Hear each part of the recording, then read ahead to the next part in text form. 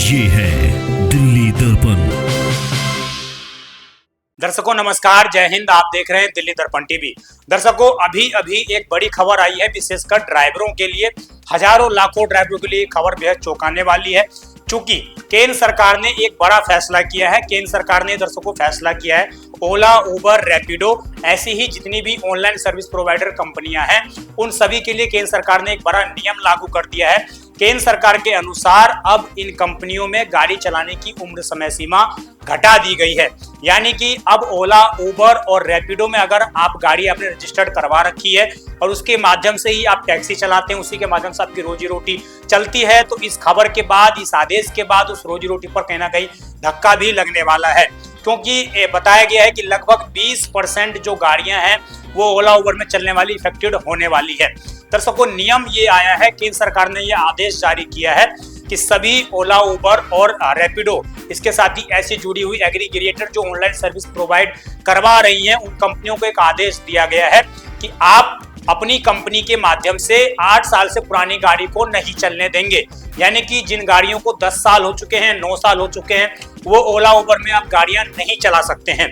ये सख्त नियम केंद्र सरकार ने पूरे देश के अंदर लागू कर दिया है। ऐसा नहीं है कि दिल्ली और तमाम जगहों पर, ये देश के जितने भी ओला, उबर के चालक हैं, रैपिडो के चालक हैं, उन सभी पर ये इफेक्ट पड़ने वाला है। इसमें दर्शकों सभी गाड़ियों को लिस्टेड किया गया है। पहला 4 व्हीलर, उसके बाद फिर वो ट्रक हो, बस हो, या आपका वो रैपिड 2 पहिया हो या फिर 3 पहिया हो। यानी कि अगर ऑटो भी आप ओला, उबर में रजिस्टर करके चला रहे हैं और आपकी गाड़ी 8 साल से पुरानी है, तो आप जो है ओला, उबर में अपनी गाड़ी रजिस्टर करके नहीं चला सकते हैं। तो आपके मन में अब एक सवाल होगा दर्शकों कि क्या अगर इस तरह का आदेश आया है केंद्र सरकार का, तो क्या हमारी गाड़ी को पुलिस जब्त कर लेगी? क्या हमें गाड़ी सड़कों पर चलाने की परमिशन नहीं दी जाएगी? तो ऐसा नहीं होगा। इसमें सिर्फ ये बोला गया इन नियम में कि जो भी इस तरह की एग्रीगेटर, यानी कि जो भी इस तरह ऑनलाइन प्रोवाइडर्स कंपनियां हैं, उन कंपनियों को साफ साफ निर्देश दिया जाता है कि वो अपने प्लेटफॉर्म के माध्यम से 8 साल से पुरानी गाड़ियों को ना चलने दें। आप उन गाड़ियों का निजी तौर पर इस्तेमाल कर सकते हैं, निजी तौर पर आप टैक्सी चला सकते हैं, बस शर्तें हैं आप किसी भी कंपनी में रजिस्टर ना हो, और कंपनी में अगर रजिस्टर आप हो भी रहे तो कंपनी के ऊपर कार्रवाई भी की जा सकती है। साफ साफ केंद्र सरकार ने यह आदेश जारी किया है। अब दर्शकों इसका प्रभाव कितना होने वाला है?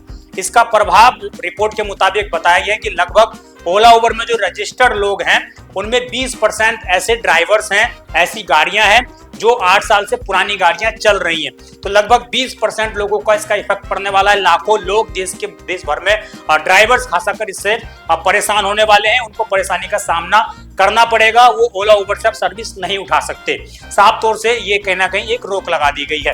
इसमें एक बड़ी बात यह है दर्शकों कि जो कंपनियां पुरानी ये जो नई गाड़ियां हटाएंगी, 8 साल से पुरानी गाड़ियां जो हटाएंगी, तो इससे जाहिर तौर से जो नई गाड़ियां हैं उनकी खरीद बढ़ेगी।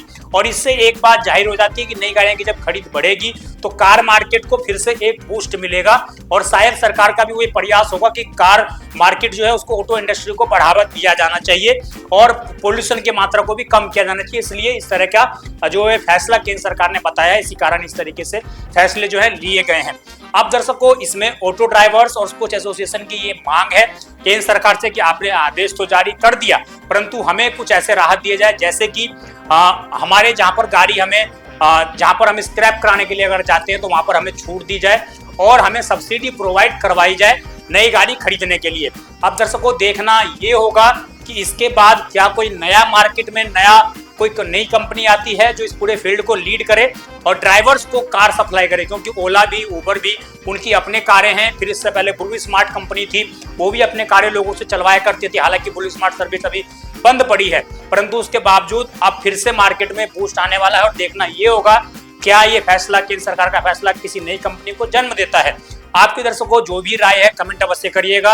आप देखते रहें दिल्ली दर्पण टीवी। आपके मन में कोई सवाल हो वो भी कमेंट करिएगा। और इस तरह का जो फैसला है कहीं ना कहीं इससे लाखों ड्राइवर जो है प्रभावित होने वाले हैं। आप देखते रहें दिल्ली दर्पण टीवी। मैं विजय ठाकुर, धन्यवाद।